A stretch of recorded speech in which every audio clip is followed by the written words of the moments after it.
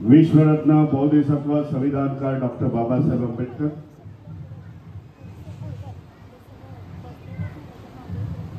जागतिक सम्राट अशोक, फुले शाहू आंबेडकर या महापुरुषांना विनम्र अभिवादन करू. बहुजनांच्या सर्व महापुरुषांना अभिवादन करू. धम्ममंचकावरती असीन पूज्य मंत्रीजी, धम्मप्रियजी, बनते विरोई मोदी यांना मी वंदन करतो. त्याचबरोबर इथे उपस्थित डॉक्टर गौतम, ज्याने ह्या कार्यक्रमाचं आयोजन करण्यात आलेलं आहे, भारतीय बौद्ध महासभा पुरुष आणि महिला शाखा ऐरोली, बौद्धजन पंचायत शाखा 844, महामाता भीमाई महिला मंडळ, वंचित बहुजन आघाडी,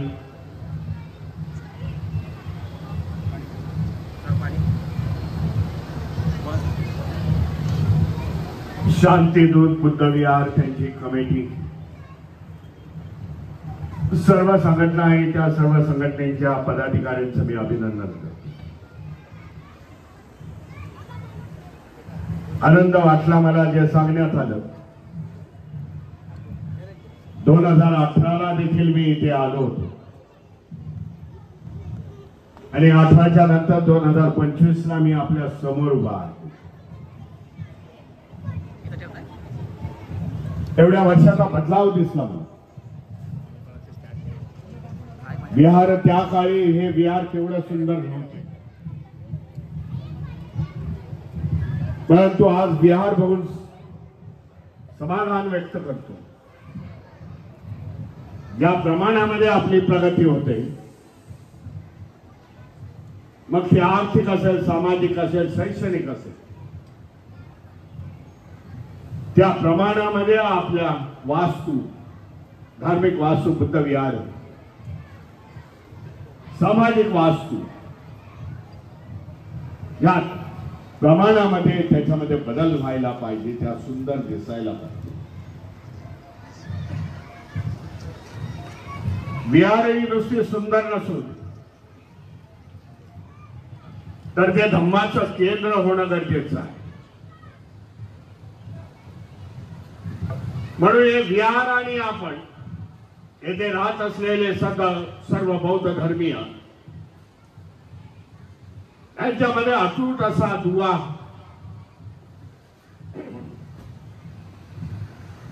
निर्माण होणं गरजेचं आहे असं मी समजतो. धर्म खरं म्हणजे खऱ्या अर्थाने विहाराचं पावित्र्य, खऱ्या अर्थाने या धम्माचं केंद्र, विहार या धम्माचं केंद्र हे झालं तर तेव्हा प्रगतीचा वाटा आपल्याला मिळू शकतो. आज आनंद वाटला आपल्या सगळ्यांना की वर्षावास मालिकेचा सांगता सोहळा ह्या इथे आहे. जो अश्विन पौर्णिमा ते आषाढी पौर्णिमा, त्या काळामध्ये 3 महिन्याच्या काळामध्ये, 3-3.5 महिन्याच्या काळामध्ये धम्मामध्ये प्रवचन केलं जातं. धम्म प्रवचनाच्या माध्यमामधून बौद्ध धम्माची शिकवण, महापुरुषांचा इतिहास हा लोकांच्या समोर नेला जातो आणि त्यांना प्रवृत्त केलं जातं.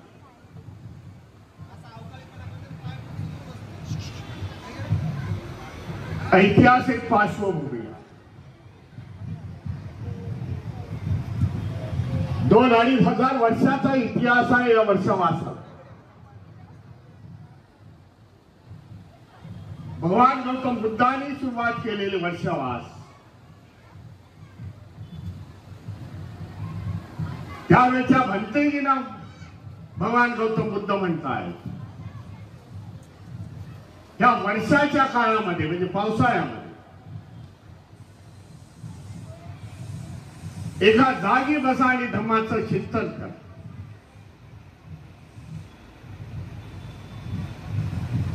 बुद्धाने निसर्गाचा संदेश त्यांना दिला. कारण आपल्या जाणीने आपल्या याच्याने निसर्ग बाधित होईल. कारण पाऊस आहे, नवीन झाडे झुडपे येतील आणि आपल्या जाण्याने त्याची हानी होईल. वर्ष आहे, पाऊस पाणी आहे, त्याच्यामध्ये आपल्याला हानी होईल. म्हणून ह्या काळामध्ये आपल्या विहारामध्ये बसा, लेण्यांमध्ये बसा आणि धम्माचं चिंतन करा. ही 2500 वर्षाची परंपरा आज जगाच्या कानाकोपऱ्यामध्ये जिथे जिथे बौद्ध आहे, जे 17-18 देश हे बौद्ध आहेत, जिथे बौद्धांची जगामध्ये संख्या आहे, 182 देशामध्ये बौद्ध आहेत, तिथे तिथे या वर्षावासाचं आयोजन केलं जातं. बौद्ध महासभेने देखील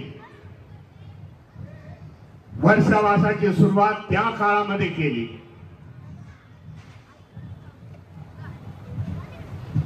आणि वर्षावासाच्या माध्यमामधून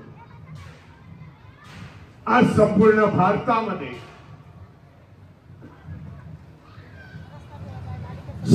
भारतामध्ये जिथे जिथे भारतीय बौद्ध महासभा, जिथे जिथे ज्या संघटना आहे धम्मावरती कार्य करतायत, अशा सगळ्या ठिकाणी वर्षावासाचे कार्यक्रम होतात. भगवान गौतम बुद्धांनी आपल्या जीवनामध्ये 45 वर्षावास केले. त्याच्यातले जवळजवळ 24 वर्षावास त्यांनी श्रावस्तीमध्ये केले.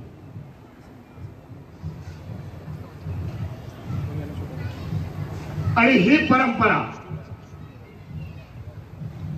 आज भारतीय बौद्ध महासभा संपूर्ण देशभरामध्ये राबवत आहे, जेणेकरून बौद्धांची संख्या वाढावी, बौद्धांना खरा बौद्ध धम्म कळावा, बौद्ध धम्माचं आचरण व्हावं.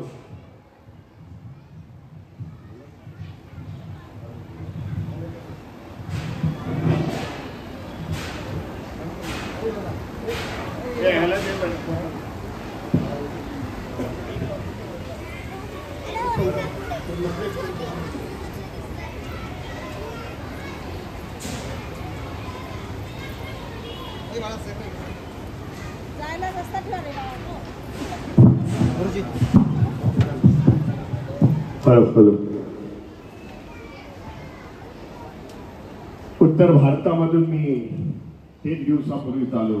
प्रचंड थंडी असल्यामुळे आवाज वगैरे सगळ्यात असेल.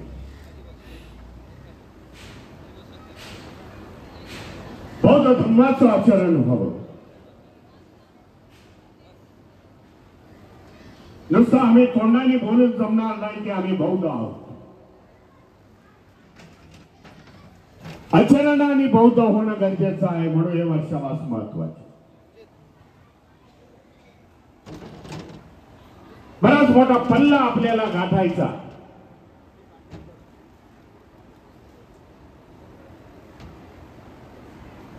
आणि त्याच्या पुढच्या भागामध्ये आपल्याला या देशामध्ये बौद्ध संस्कृती निर्माण करायची.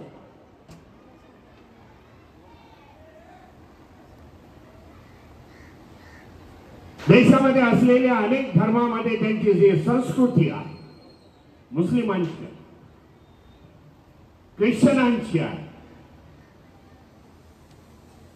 प्रमाणामध्ये बौद्धांची संस्कृती या देशामध्ये रुजवणं गरजेचं आहे. आम्ही ओळख व्हायला पाहिजे. जय भीम आपण म्हणतोय ही राजकीय ओळख आहे असं मी तरी समजतो.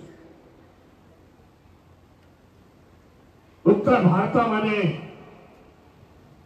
चांगल्यापैकी संकेत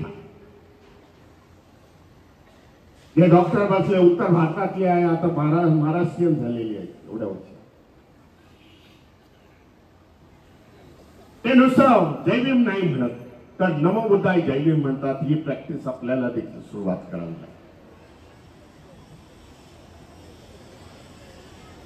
अशा प्रकारचे पुढचे आपले टप्पे आहेत ते गाठण्यासाठी आपल्याला आचरणामध्ये बौद्ध धम्म यायला गरजेचं झालं.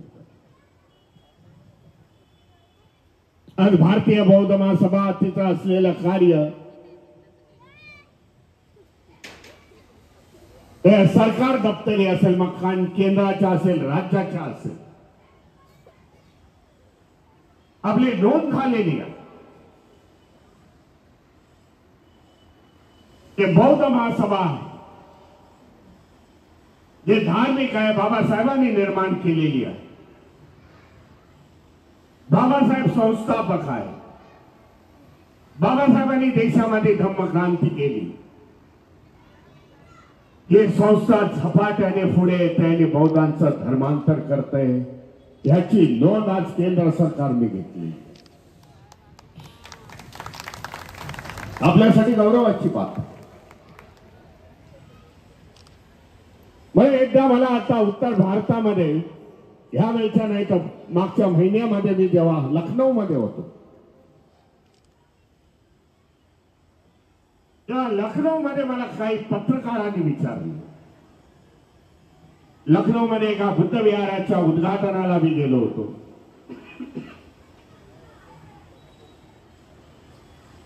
तेव्हा कार्यक्रम झाल्यानंतर काही पत्रकारांनी मला विचारलं,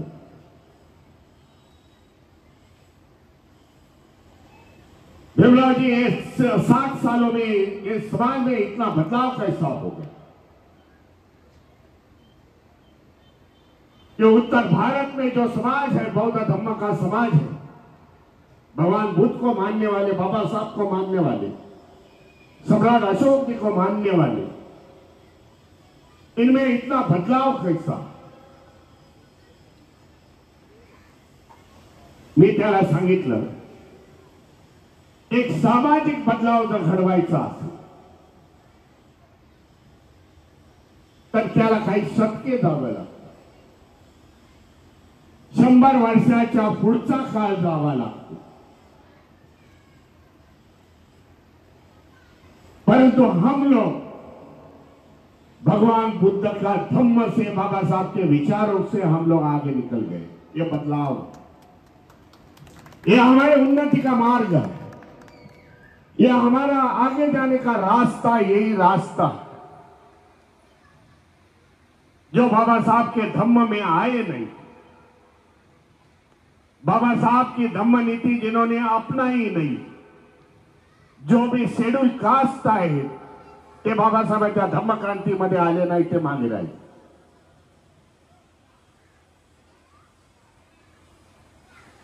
या आमच्या पुढे जाण्याच्या प्रगतीच्या वाटा बुद्ध धम्म आणि बाबासाहेबांचे विचार आहे, महापुरुषांचे विचार आहे.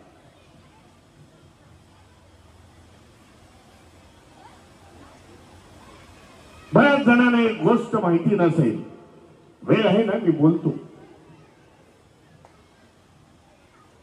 बऱ्याच जणांना ही वेळ माहिती नसेल, ही गोष्ट माहिती नसेल, पण खरी आहे. ते बदलाव बद्दल मी बोललो, त्याला सिक्वेन्सला मी बोलतो. बाबासाहेब देखील अथेन्सला गेले होते. तिथे पोप त्यांचं वास्तव्य आहे. Athens city, Venetian city, I am sorry. Babasaheb तेव्हा कोलंबिया युनिव्हर्सिटीमध्ये शिकत होते.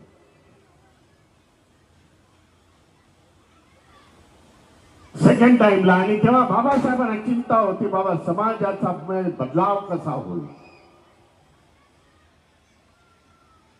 म्हणून ते एकदा पोपला भेटायला गेले होते. हे टाइम्स नावाचं जगप्रसिद्ध मॅगझिन आहे, टाइम्स. त्याच्यामध्ये एक पानाचा हा लेख मी वाचलेला आहे. हा जवळजवळ लेख मला वाटतं 1972च्या बद्दल असेल, त्या वर्षाचा असेल. माझ्याकडे अजूनही कोणाला जर संशय असेल तर माझ्याकडे त्याचं कात्र नाही. आणि त्यावेळेला बाबासाहेबांनी त्या विदाऊट अपॉइंटमेंट, म्हणजे बाबासाहेबांचं करेज बघ, विद्यार्थी दशेमध्ये विदाऊट अपॉइंटमेंट ते डायरेक्टली पोपला भेटले. आणि त्यांनी बाबासाहेबांनी डायरेक्टली पोप वरती बसलेला होता, बाबासाहेब खालती होते, आणि विचारला प्रश्न की आम्हाला धर्मांतर करायचा, we want conversion, we are the schedule caste from India. आम्हाला धर्मांतर करून जर ख्रिश्चनामध्ये आलो तर आम्हाला किती वर्ष लागतील. त्याच्यात पोपने वरतून उत्तर दिलं, 400 वर्ष तरी तुम्हाला थांबावं लागेल. तुमच्यामध्ये कन्व्हर्जन झाल्यानंतर, तुमच्यामध्ये बदलाव, आर्थिक शैक्षणिक बदलाव होण्यासाठी 400 वर्ष लागतील. बाबासाहेब न त्याची परवानगी घेता निघून आलेले. म्हणून ही क्रांती महत्वाची आहे. एका बाजूला 400 वर्ष, दुसऱ्या बाजूला 60 वर्षामध्ये हा समाज आज पुढे आला. तर भगवान गौतम बुद्धाचा धम्म आणि बाबासाहेबांची विचार.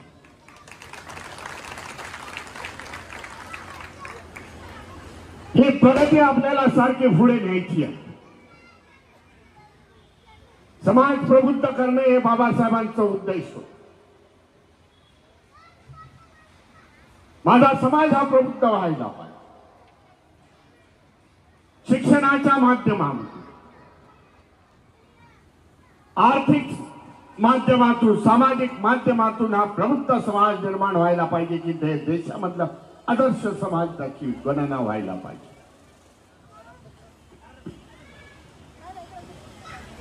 त्या दृष्टीने आपली वाटचाल होणं गरजेचं आहे. असं बरेच जण बाबासाहेबांच्या बाबतीमध्ये 1935 ची घोषणा नाशिक येवल्यामधली, 14 ऑक्टोबर 1956 ला धर्मांतर आणि 5 लाख लोकांना बौद्ध दीक्षा धर्मांतर केलं.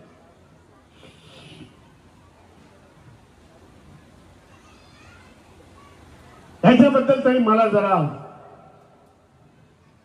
माझं तरी ओपिनियन जरा वेगळं. लोक बरेचदा भाषणामधून बोलता 21 वर्ष बाबा साहब ने किया, बाबा साहब ने पढ़ाई की, इतने करे. एग्री. बाबासाहेबांनी बायबल वाचून काढला, इस्लाम वाचून काढला, कुराण वाचून काढला. जे जे त्यांच्या समोर आला धार्मिक आले त्याच्या सगळे वाचून काढलेले, गीता वगैरे सगळं वाचून. परंतु बाबासाहेबांचा कौल हा पहिलेपासून बौद्ध धम्माकडे होता. जेव्हा 14व्या वर्षी बाबासाहेब मॅट्रिक झाले, त्यांचा सत्कार त्यांनी डबक चाळीमध्ये आपल्या समाज बांधवांनी केला. बाबासाहेबांच्या वडिलांचा, रामजी बाबांचा त्याला प्रचंड विरोध होता. परंतु कोकणस्थ असल्यामुळे जे पंचायत, त्यावेळेला पंचायत ज्ञाती पंचायत होती, त्यांचा पगडा एवढा होता की बाबासाहेबांच्या वडिलांना देखील, रामजी बाबांना झुकावं लागलं करा यांचा सत्कार. कारण समाजातला पहिला मॅट्रिक झालेला मुलगा भीमराव आंबेडकर, भीमराव, मग त्यांचा सत्कार केला. सत्कारामध्ये केळुसकर गुरुजी आले. केळुसकर गुरुजींच्या हस्ते सत्कार ठरला आणि केळुसकर गुरुजींनी बुद्ध चरित्र नावाचं पुस्तक लिहिलेलं आहे, आज देखील अवेलेबल आहे. केळुसकर काही शेड्यूल कास्ट मध्ये आपल्या मधले नव्हते, हे उच्च जातीचे होते, परंतु बुद्धाचं चरित्र त्यांनी लिहिलं आणि ते पुस्तक बाबासाहेबांना भेट दिली आणि बाबासाहेबांनी वाचून काढलं. हा किस्सा बाबासाहेबांनी स्वतः सांगितलेला. ही जी घटना आहे हे बाबासाहेबांनी स्वतः सांगितलेली आहे वरळी येथील एका मीटिंग मध्ये 14 जानेवारी 1955 साली. 14 जानेवारी 1955 साली वरळीमध्ये बाबासाहेबांनी सांगितलं. बाबासाहेब त्या मीटिंग मध्ये लोकांना उद्देशून म्हणतात, त्यावेळेला मी काय भाषण केलं वयाच्या 14 वर्षी मला आठवत नाही. मला ते काही आठवत नाही, परंतु एक सांगतो, असे बाबासाहेब म्हणाले, मी नाही म्हणतो, मी कोट करतोय बाबासाहेबांना, परंतु ते पुस्तक मी आदाशासारखं वाचून काढतो. एकदा नाही तर दोनदा मी भगवान बुद्धाचं चरित्र वाचून काढलं. हा परिणाम आहे बाबासाहेबांच्या 14व्या वर्षात. गोष्ट इथे थांबत नाही. बाबासाहेब पुढे म्हणताय, मी माझ्या वडिलांना विचारलं, जेव्हा चरित्र आदर्शाप्रमाणे वाचल्यानंतर बुद्ध आणि तर्क केलं, बाबासाहेब त्याच्यामध्ये म्हणतात, मी रिकाम्या डोक्याने मी पुस्तक वाचलं नाही, तर मी पुस्तक अगदी सतसत विवेक बुद्धीला समजून हे दोनदा पुस्तक वाचून काढ. वयाच्या 14व्या वर्षी बाबासाहेब समजतात बुद्ध किती ग्रेट होते. बुद्धाचं प्रिन्सिपल काय समतेचं होतं, मानवतेचं प्रिन्सिपल होतं. आणि बाबासाहेब मग आपल्या वडिलांना विचारतायत, बाबासाहेब आपल्या वडिलांना विचारतायत की त्यांना उद्देशून विचारतायत, तुम्ही आम्हाला रामायण शिकवलं, तुम्ही आम्हाला महाभारत शिकवला, बुद्ध का नाही शिकवला? हे बाबासाहेबांनी 14व्या वर्षी आपल्या बापाला विचारले. तेव्हा रामजी बाबा बोलले, हा बंडखोर निघणार. आणि तो परिणाम आहे की बाबासाहेबांचा जो प्रवास आहे बुद्ध धम्माकडे जाण्याचा, तो वयाच्या 14व्या वर्षापासून सुरुवात.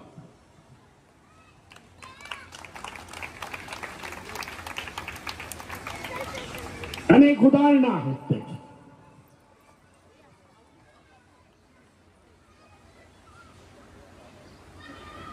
ते धर्मांतराच्या पूर्वी बाबासाहेब हे बौद्ध धम्माकडे होते.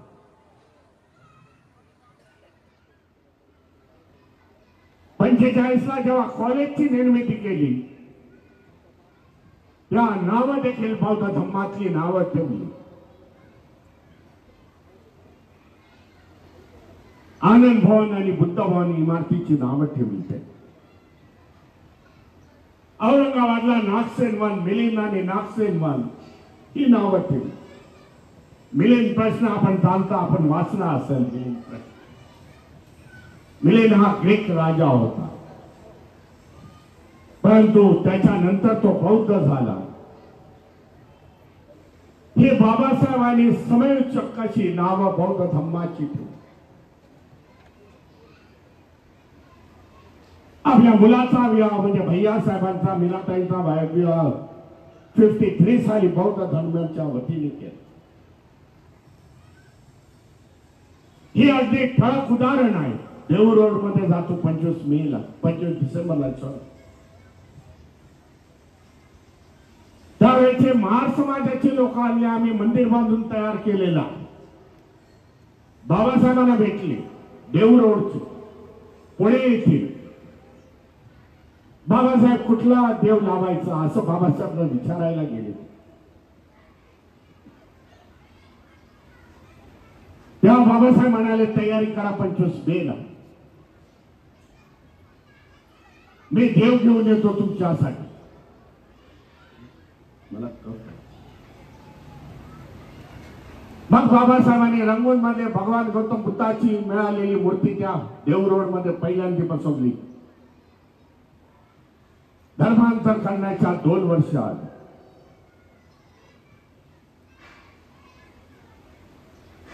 बुद्ध आणि कार्ल मार्क्सचं उदाहरण आहे. ते त्यांनी पुन्हा एकदा काठमांडू मध्ये हा विषय मांडला आणि ते सांगत असताना बोलले मी अजून बुद्धाची धम्माची दीक्षा घेतलेली नाही. हा इतिहास आहे बाबासाहेबांचा बौद्ध धम्माकडे जाण्याचा.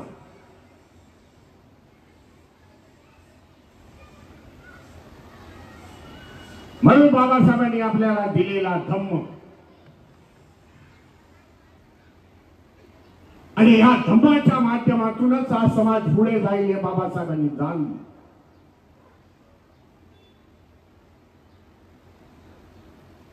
म्हणून या बौद्ध धम्माचा प्रचार आणि प्रसार होणं अगदी वंचित समाजाच्या लोकांपर्यंत हे बघणं गरजेचं आहे.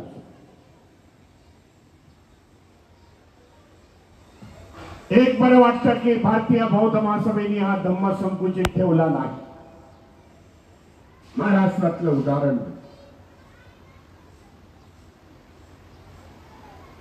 तर हा धम्म लोकांच्या समोर नेण्याचा प्रयत्न केला.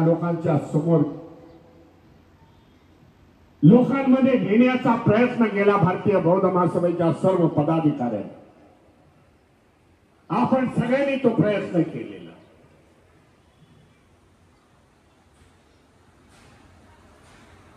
त्याचं एक ताजं उदाहरण म्हणजे मी महिन्यापूर्वी लातूर मध्ये होतो. लातूरवरून बीडला गेलो. लातूरला 2 मोठी मोठी बुद्ध विहार बांधली. भिक्खूने त्यांचं उद्घाटन करण्यासाठी गेलो. मुंबईमध्ये जागेचा अभाव असल्यामुळे आपली विहार कमी आहे. लातूरमध्ये अहमदपूर, लातूरच्या बाजूला अहमदपूर आहे. बनतेजी ओळखत असते. बनते रिओ महावीरो त्यांच्या बुद्ध विहाराचं उद्घाटनासाठी मी गेलो. बुद्ध विहार केवढं मोठं,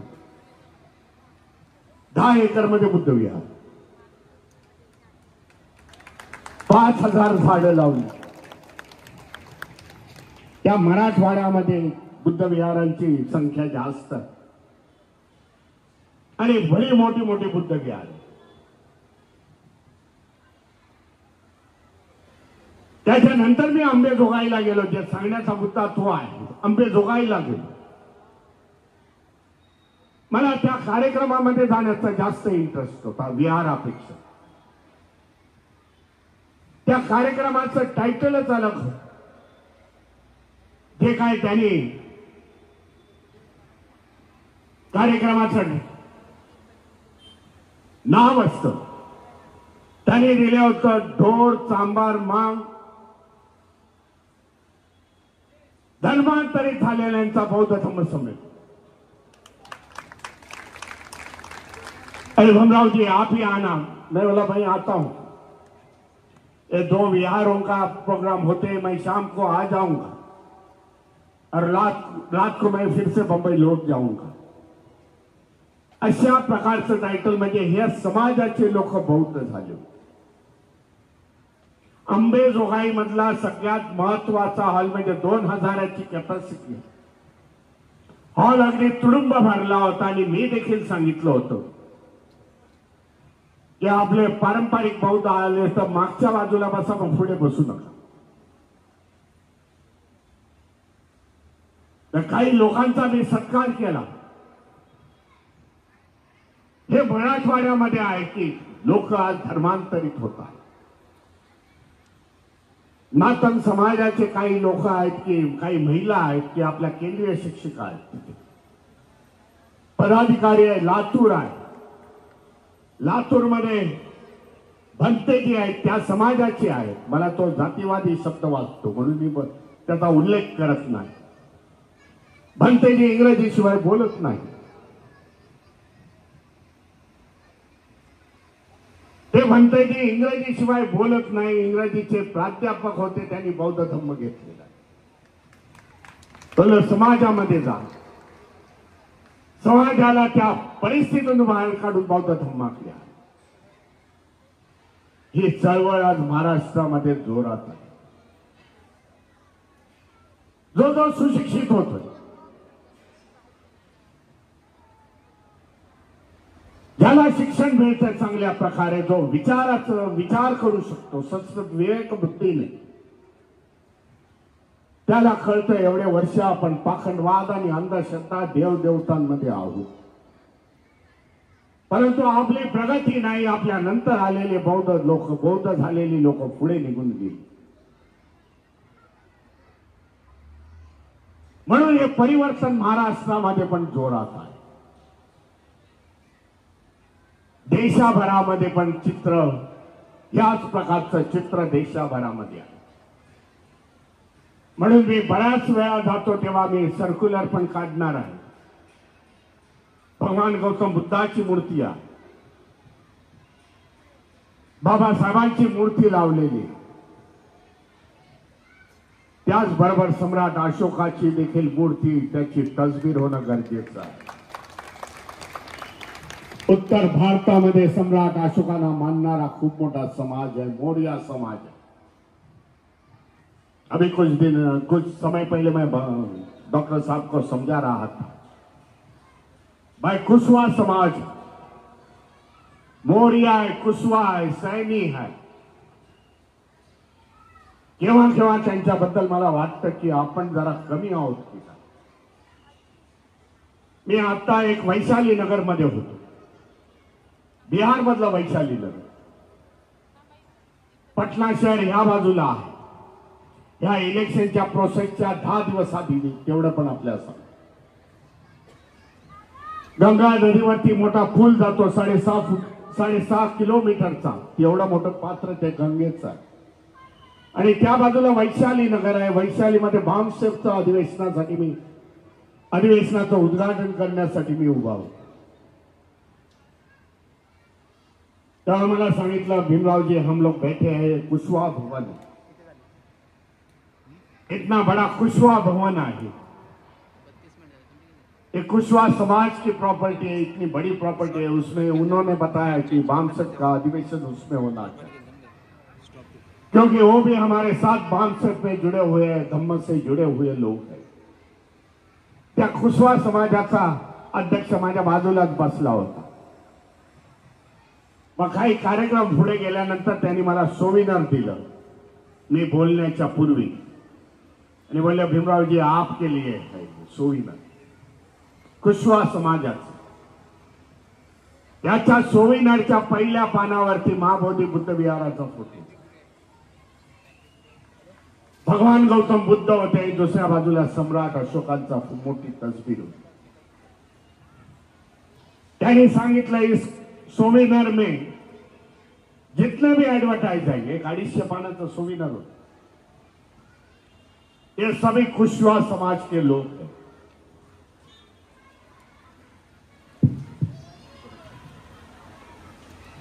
ये सभी कुशवा समाज के लोग. हम किसी के साथ जाते नहीं, पण डॉक्टर, इंजिनियर, व्यापारी वर्ग त्यांचे ते सोविनर एवढं जाणं. मी आंबेडकर भवनामध्ये भारतीय बौद्ध महासभेच्या याच्यामध्ये ठेवले. बोले बघा समाज कसा जोड़त चाललेला. बोले हम लोग वेजिटेरियन है, मांस मच्छी नहीं खाते, लेकिन भगवान गौतम बुद्ध को, सम्राट अशोक जी को मानते. म्हणून सम्राट अशोकांचा फोटो असणं आपल्या महाराष्ट्रामध्ये पण गरजेचं आहे. इतिहास दाबून टाकला, बौद्ध धम्माचा संपूर्ण इतिहास दाबून टाकला. जागतिक सम्राट असून त्याचा इतिहास दाबून टाकला. 84,000 सुपार चैत्याची निर्मिती केलेली बुद्ध धम्म संपूर्ण एशियामध्ये घेऊन गेले. त्या सम्राट अशोकाचा इतिहास दाबला. आपल्याला इतिहास पुन्हा वरती आणणं गरजेचं. आपण समजून घेतलं पाहिजे.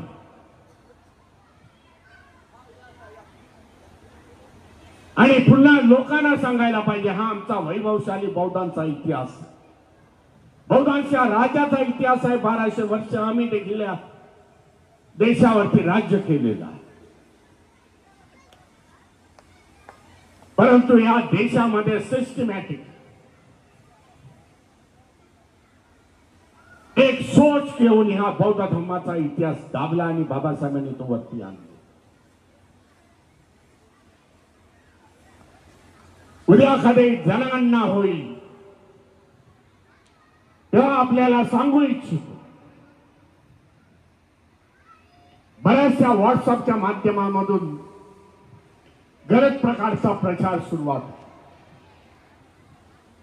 परंतु जनगणनेच्या फॉर्म मध्ये धर्माच्या कॉलम मध्ये बौद्ध लिहा आणि जातीच्या कॉलम मध्ये ज्या जातीमधून आला असेल जास्तीत जास्त महार. आज चर्मकारांना दोष देऊ नका. 18,000 चर्मकार ह्या मुंबई मधले बौद्ध झालेले आहेत. ते चर्मकार बंधू मला केम हॉस्पिटल तर सगळ्यांना माहिती असेल. केम हॉस्पिटलच्या गल्लीमध्ये त्यांचं भवन होतं, चर्मकार भवन. त्याच्या उद्घाटनासाठी माझ्याकडे येत आहेत आणि मी त्या उद्घाटनाला जाणार आहे. म्हणून मग अशी म्हणालो, शिक्षणाचा जसा प्रभाव वाढेल त्या प्रमाणामध्ये समाज एकत्र आहे.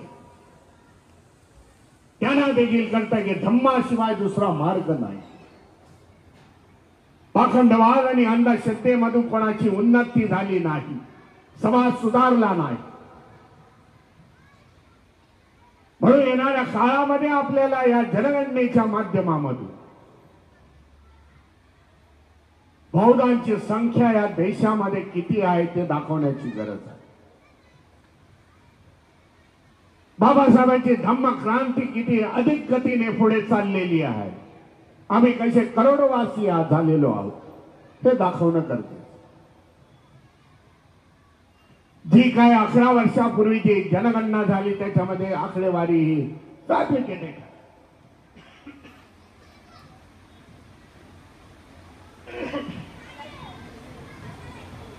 ती चुकीची आहे. खऱ्या अर्थाने त्याच्यामध्ये नोंद झाली नाही. परंतु आता ती मागे झालेली चूक आपल्याला सुधारावी लागेल. कर्नाटकामध्ये जनगणना झाली, हे स्टेटची झाली, आपल्याला सांगतो राज्याची झाली. जनगणना हा विषय केंद्राचा. त्यांच्यामध्ये कर्नाटकामध्ये लोक हुशार झाले आणि त्यांनी त्यांच्या भाषेमधून कशा प्रकारे लिहावं हे सांगण्याचा प्रयत्न केला. तिथे वल्हार समाज हा मोठा समाज आहे. ज्याला आपण इकडचा महार समाज जो म्हणतो तसा वल्हार समाज आहे, ते बौद्ध झालेले आहे.